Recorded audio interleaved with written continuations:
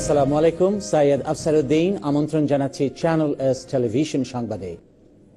এবারে ব্রিটেন ও ইউরোপে বাঙালি কমিউনিটির খবর।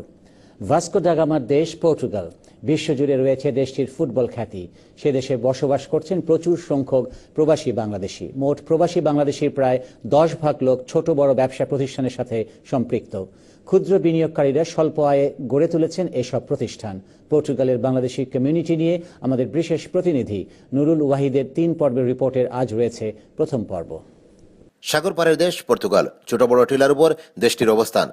সেখানে বসবাস করেন প্রায় 5,000 বাংলাদেশি। মূলত পর্তুগালের লিসবন ও পর্তো শহরে বাংলাদেশিদের বসবাস। দেশটিতে ইউরোপের অন্যান্য দেশের তুলনায় কর্মের উপর উপার্জন কম। বর্তমানে পর্তুগালে একজন শ্রমিকের মাসিক বেতন সর্বনিম্ন 480 ইউরো। অতি কষ্ট করে টাকা খাওয়ার পর সঞ্চিত অর্থ বলে কিছুই থাকে না কারো হাতে। তাই সেখানে বসবাসরত বাংলাদেশিরা নিজেদের একটু ভালো উপার্জনের জন্য গড়ে তুলেছেন সেখানে ছোট বড় প্রায় 500 ব্যবসা প্রতিষ্ঠান। স্বল্প পুঁজিতে এ সকল ব্যবসা প্রতিষ্ঠানে আয়ও মোটামুটি ভালো। সর্বনিম্ন 5,000 ইউরো দিয়ে পর্তুগালে ছোটখাটো ব্যবসার সুযোগ রয়েছে। মূলত পর্তুগালে বাংলাদেশি দ্বারা পরিচালিত হচ্ছে গ্রসারি শপ, সুভিনিয়ার ও ইন্ডিয়ান রেস্টুরেন্ট। তবে পর্তুগিজরা এখন পর্যন্ত উপমহাদেশীয় খাবারের সাথে পরিচিত না বলে জানালেন বাংলাদেশি রেস্টুরেন্ট ব্যবসায়ী ফয়জুল হক। ইন্ডিয়ান রেস্টুরেন্ট অনেক কম।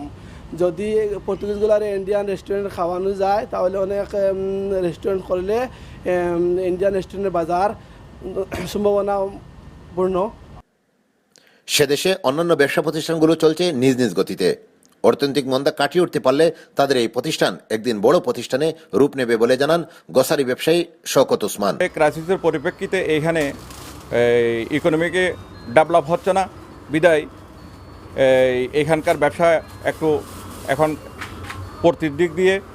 তাই আমরা আশা করি 2018-তে অথবা 2017 সালে এই ব্যবসার আরও উন্নতি হবে এবং পর্তুগালের ক্রাইসিসটা আরও উন্নতির দিকে এগিয়ে যাবে।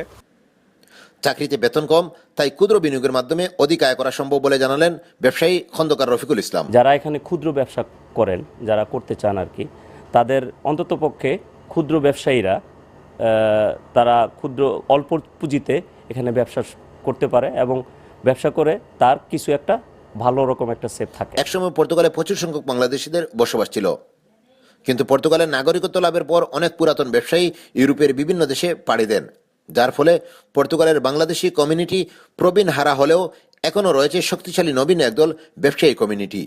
তাদের স্বপ্ন এই ক্ষুদ্র পরিসর সময়ের তাগিদে একদিন বড় হবে। পর্তুগালের লিসবন থেকে ফিরে Nurul Wahid, channel S television news.